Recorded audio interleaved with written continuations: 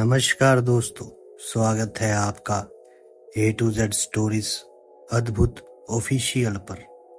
साधु संत फकीर गुरु रहबरों की सदा ही जय जयकार। चरपटी नाथ जी ने सारे तीर्थों की यात्रा कर स्वर्ग पाताल की यात्रा के लिए बद्रीनाथ धाम पहुंचकर शिवजी के दर्शन किए। फिर यानास्त्र की सिद्धि प्राप्त कर मस्तक पर भस्मी मली और पहले सत्यलोक फिर स्वर्गलोक पहुंचे। तब ब्रह्मा जी ने नारद जी से पूछा कि ये योगी कौन है। नारद जी ने इनका नाम चरपटीनाथ है ये कहकर उन्होंने ब्रह्मा जी को चरपटीनाथ के जन्म की कथा सुनाई।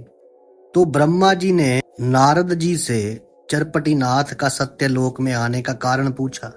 नारद जी बोले वे आपके दर्शनों के लिए आए हैं। तब ब्रह्मा जी ने आग्रह पूर्वक चरपटीनाथ और नारद जी को 1 वर्ष तक अपने पास रोके रखा। चरपटीनाथ और नारद जी भाई भाई की तरह बड़े प्यार से वहां दिन व्यतीत करते रहे। एक दिन नारद जी इंद्रपुरी गए।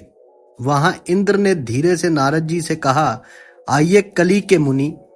इंद्र के शब्द सुनकर नारद जी को क्रोध आया और उन्होंने अपने मन में सोचा कि इस घमंडी को नीचा ना दिखाया तो मेरा नाम नारद नहीं। नारद जी और चरपटीनाथ ने इंद्र से बदला लेने की ठान ली और वे दोनों इंद्र के बगीचे में जा पहुंचे। चरपटीनाथ धीरे धीरे चल रहे थे। नारद जी बोले, इतने धीरे क्यों चलते हो, थोड़ा तेज चलो। तब चरपटीनाथ बोले, जिसकी जैसी चाल होगी वैसे ही तो चलेगा। आपके पास कोई तेज गति का उपाय हो तो बताओ। यह सुन नारद जी ने उन्हें गवन कला अर्पण की। ये कला विष्णु भगवान जी ने नारद जी को अर्पण की थी। वे चरपटीनाथ को अनायास ही प्राप्त हो गई, जिसका गुण इस प्रकार है कि जिसे ये कला साध्य है उसे जहां जाना हो वहां ले जाती है और त्रिभुवन में क्या हो रहा है उसकी जानकारी तुरंत हो जाती है। किसकी आयु कितनी है, आगे पीछे का क्या हो रहा है और क्या होने वाला है, इन सब बातों का पता लग जाता है। गवन कला प्राप्त होते ही चरपटीनाथ को अपूर्व आनंद हुआ और इंद्र के बगीचों के फलों को देखकर नारद जी से बोले, मेरी इच्छा तो इन फलों को खाने की है। नारद जी बोले, इच्छा है तो खाओ, सब अपना ही माल है। तब चरपटीनाथ जी ने फल तोड़कर खाए और जो फूल वहां गिरे वे सत्यलोक में पूजा करते हुए ब्रह्मा जी के पास ले जाकर रख दिए। इस तरह वे प्रतिदिन फल खाते और फूल तोड़कर साथ ले जाते रहे। इस कारण बगीचे को काफी हानि पहुंच रही थी, परंतु बगीचे कौन उजाड़ रहा है इसका पता नहीं चला। एक दिन बगीचे का पहरेदार पहरे पर था। तभी नारद जी और चरपटीनाथ दोनों वहां आए। जैसे ही चरपटीनाथ ने फल तोड़ने के लिए हाथ बढ़ाया, तभी पीछे से पहरेदार ने आकर उन्हें पकड़ लिया और पीटना शुरू कर दिया। उस समय नारद जी अपने आप को बचाकर सत्यलोक की ओर भाग लिए। ये देख चरपटीनाथ को बहुत क्रोध आया और उन्होंने तुरंत वाताकर्षण मंत्र जप कर भस्मी पहरेदारों के ऊपर फेंकी। भस्मी फेंकते ही सारे पहरेदारों की नाड़ियां जकड़ गई, जिससे वे तड़पने लगे और उनका दम घुटने लगा। आंखों से पानी गिरने लगा और मुंह से खून। दूसरे पहरेदार अपने साथियों की ऐसी दुर्दशा देखकर भाग निकले और उन्होंने इंद्र को जाकर सारा हाल सुना दिया कि सूर्य के समान एक तेजस्वी योगी बगीचे में घूम रहे हैं। उसने ही सारे बगीचे उजाड़े हैं और उसने ही हमारे साथियों की बुरी दशा की है। इतना सुनकर इंद्र को काफी क्रोध आया और उसने अपनी सेना को युद्ध के लिए चरपटीनाथ के सामने भेजा। चरपटीनाथ ने इंद्र की अपार सेना देख वाताकर्षण से समाप्त करने की योजना बनाकर मंत्र प्रयोग किया, जिससे सारी इंद्र सेना छटपटाने लगी। कुछ देर बाद इंद्र ने अपने दूतों को युद्ध के हाल चाल पता करने भेजा। वापस आकर दूत बोले, एक बालक खाली हाथ बगीचे में खड़ा है और उसके पास कोई अस्त्र शस्त्र भी नहीं है, परंतु आपकी सेना के वीर बुरी तरह छटपटा रहे हैं।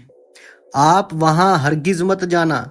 जो भी कार्य करना हो यहीं बैठे बैठे करना और यहीं बैठे रहना जब तक शिवजी आपकी सहायता को ना आ जाएं। अपने दूतों की बात सुनकर इंद्रदेव कैलाश पर्वत पर जाकर शिवजी महाराज के चरणों में गिर पड़े और अपनी विपत्ति का पूरा विवरण सुनाया और इस विपत्ति से बचाने की विनती की। शिवजी ने कहा, आप मुझे अपने बैरी का नाम बताएं। तब इंद्र बोले, मैं तो भय के कारण उस योगी के सम्मुख गया ही नहीं। प्रभु, जब उसने मेरे बगीचों का सत्यानाश किया तभी मैंने अपनी सेना वहां भेजी और अब उस सेना की हालत मुर्दों जैसी है। ये बात सुनकर शिवजी ने अपने गणों को भेजा और उनके आने पर अष्ट भैरव और लाखों गणों की सेना लेकर अमरावती गए।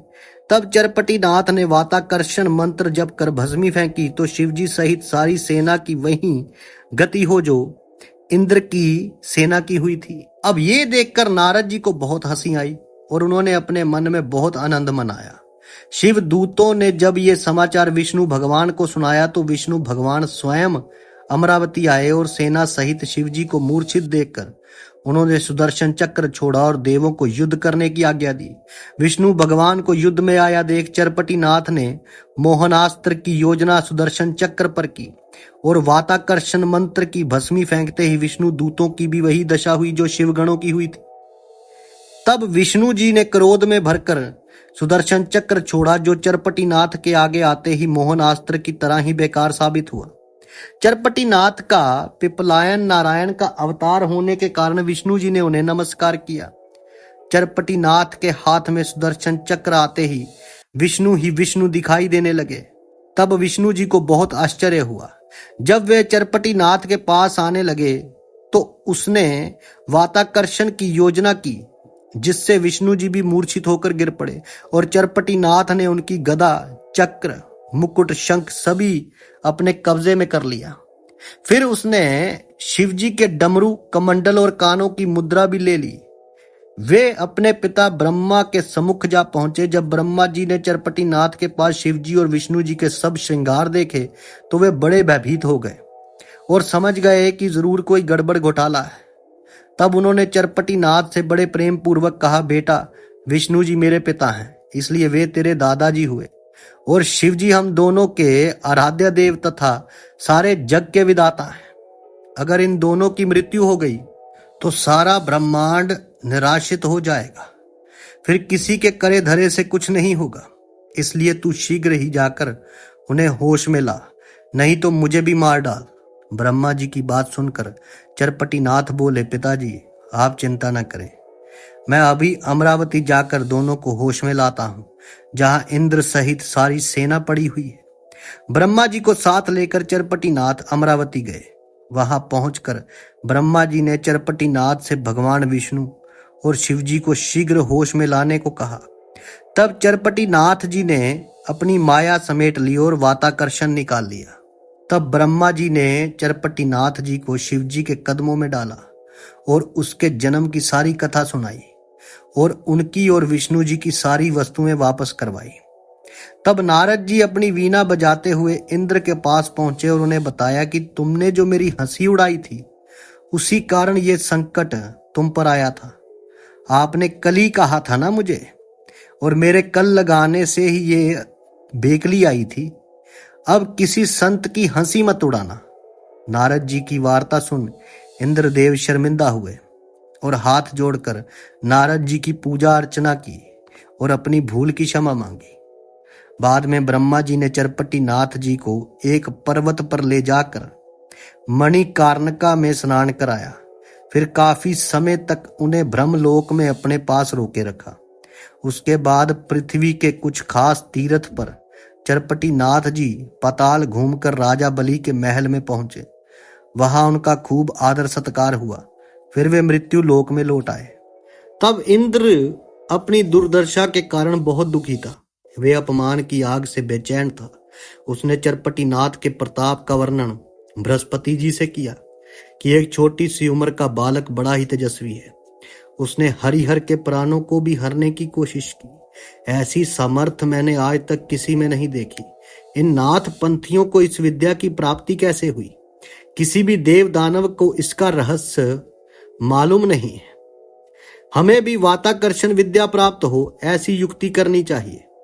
तब बृहस्पति जी ने सुझाव दिया कि आपको सोम यज्ञ करके नाथपंथी योगियों को उसमें बुलाना चाहिए। उनके यहाँ आने पर सेवा में रहकर उनका स्वागत सत्कार करो और उनकी मर्जी में रहकर अपना कार्य किसी विधि से सिद्ध करो। बृहस्पति जी की बात इंद्र को भा गई, परंतु चरपटी नाथ के पास किसको भेजा जाए? तब बृहस्पति जी बोले, गुरु मत्स्येंद्र नाथ जी के पिता उपरिक्ष वसु हैं।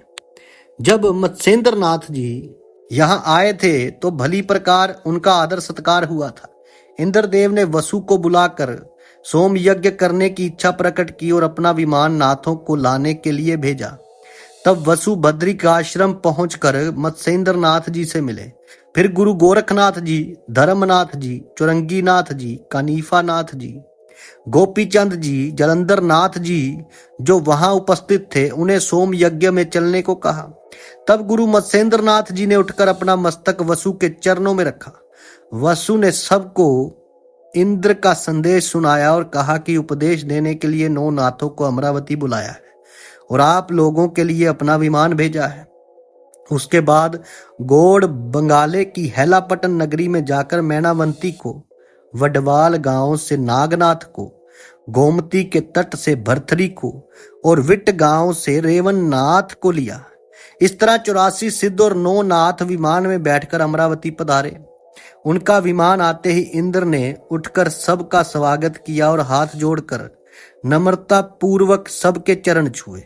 उसके बाद इंद्र ने सबको सोने के सिंहासन पर बिठाकर उनकी पूजा की और सोम यज्ञ करने के लिए पूछा कि कौन सा स्थान उचित रहेगा।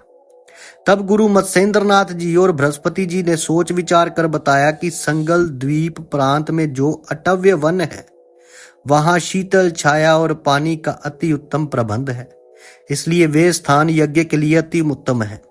तब इंद्र ने वहां पहुंचकर यज्ञ की तैयारी की। उसने स्वयं यज्ञशाला में बैठने का विचार किया और बृहस्पति जी को मंत्र उच्चारण की और 9 नाथों को आहुति डालने की योजना बताई। ये वन मैनाकिनी की सीमा में होने के कारण गुरु मत्स्येंद्र नाथ जी को मोनीनाथ की याद आई। तब उपरिक्ष वसु से उन्होंने उन दोनों को वहां लाने की प्रार्थना की और उनके वहां आ जाने पर गुरु मत्स्येंद्र नाथ ने उन्हें रोक लिया। मोनीनाथ को विद्याभ्यास कराने का कार्य सौंप दिया। फिर मत्स्येंद्र नाथ जी के नेतृत्व में सोम यज्ञ शुरू हुआ। बृहस्पति जी ने इंद्र से कहा कि आप स्वयं यज्ञ में बैठकर उपरिक्ष वसु को भी अपने साथ बिठाएं। बृहस्पति जी ने आग्रह पूर्वक उपरिक्ष के हाथों में यज्ञ का कंगना बांधा और स्वयं व्यवस्था देखने लगे। जो चीज जितनी खर्च हो रही थी, इंद्र वे स्वयं दे रहा था। उसने सेवा करने में कोई कमी नहीं रखी। इंद्र की व्यवस्था को देखकर सारे यति प्रसन्न हुए। मोनीनाथ को विद्या सिखाते समय इंद्र ने मोर का रूप धारण कर गुप्त रूप से मत्स्येंद्र नाथ जी की बताई वाताकर्षण विद्या की प्राप्ति कर ली और बहुत प्रसन्न हुआ।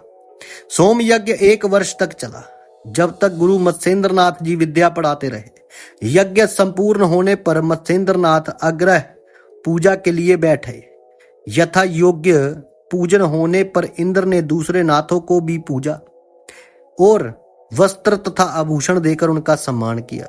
उसके बाद नवनाथों को सिंहासन पर बिठाने के पश्चात इंद्र हाथ जोड़कर बोला, मुझसे जो अपराध हुआ है उसके लिए मुझे क्षमा करें।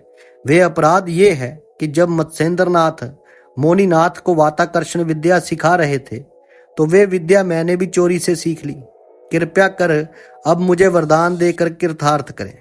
इंद्र की इस चोरी को सुनकर नवनाथों ने क्रोध में भरकर उसे श्राप दिया कि तूने कपट करने के लिए हमें यहाँ बुलाकर चोरी से जो विद्या सीखी है वे हमारे श्राप से निष्फल हो जाएगी। ये श्राप सुनकर उपरिक्ष वसु और बृहस्पति जी ने उन्हें समझाकर संतुष्ट किया। इंद्र ने इतना प्रयत्न कर छल करके विद्या सीख ली, अब उसका भला होने का कोई उपाय करना ही चाहिए। इसलिए सब देवताओं ने मिलकर नवनाथों से प्रार्थना की। तब सब नाथों ने कहा, इंद्र ने नाथ पंथ के साथ छल कपट किया है, इसलिए ये 12 वर्ष तक बिना छल कपट के तप करे, तभी इसकी तपस्या फलीभूत होगी।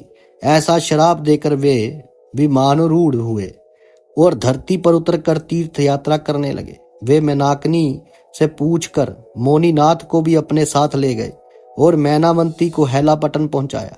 इंद्र ने संध्याद्री पर्वत पर 12 वर्ष तक तपस्या की। मंत्र के समय वे जो जल छोड़ता वही प्रभाव बन भागीरथी में जा मिलता। तब से उस धारा का नाम इंद्रादि धारा ही पड़ गया। नवनाथ काफी समय तक तीर्थ यात्रा करते हुए विक्रमी संवत 1710 तक प्रकट रूप से घूमते दिखाई देते थे। फिर वे गुप्त हो गए। एक मठ में कभी कभी कनीफानाथ जी के दर्शन हो जाते थे। उसके ऊपर की तरफ गुरु मत्स्येंद्रनाथ जी, जिसे वायवा कहते हैं, वहां है। जलंधरनाथ जी को जान पीर वे गर्भ गिरी में है। निचले हिस्से में गहनी नाथ, जिसे गैबी पीर कहते हैं। वडवाले में नागनाथ, वटी गांव में रेवननाथ, चरपटीनाथ, चुरंगीनाथ, अडभंगीनाथ अभी भी भेष बदलते रहते हैं। भरथरी पाताल लोक में, मोनीनाथ स्वर्ग में और गुरु दत्तात्रेय जी गिरनार पर्वत के आश्रम में है। गोरखनाथ जी, गोपी चंद जी, धर्मनाथ जी और मैणावंती विष्णु जी के विमान में बैठ सदा बैकुंठ चले गए। 84 सिद्धों के कारण नवनाथों ने बड़ी उन्नति की थी। नवनाथों का चरित्र मालू कवि लिखित नवनाथ चरित्र समाप्त किया। जो इस ग्रंथ में संशय करेगा या झूठा समझेगा वे कभी सुखी ना रहकर सदा दरिद्री रहेगा और अंत में नरक लोक में वास करेगा। ये गुरु गोरखनाथ जी का सत्य विचार है। ये ग्रंथ मालू कवि ने श्रोताओं के लिए गुरु दत्तात्रेय जी से प्रार्थना करके रचा है। साधु संत फकीर गुरु रहबरों की सदा ही जय जयकार। जो भी गैबी पीर है वो गहनी नाथ जी की जगह होती है। पीर शब्द का उच्चारण भी नाथ संप्रदाय से ही आया था। जल्दी मिलते हैं एक नई वीडियो के साथ। तब तक के लिए आप सबका धन्यवाद। आप सबके भीतर बसे उस परमात्मा को मेरा प्रणाम। साधु संत फकीर गुरु रहबरों की सदा ही जय जयकार।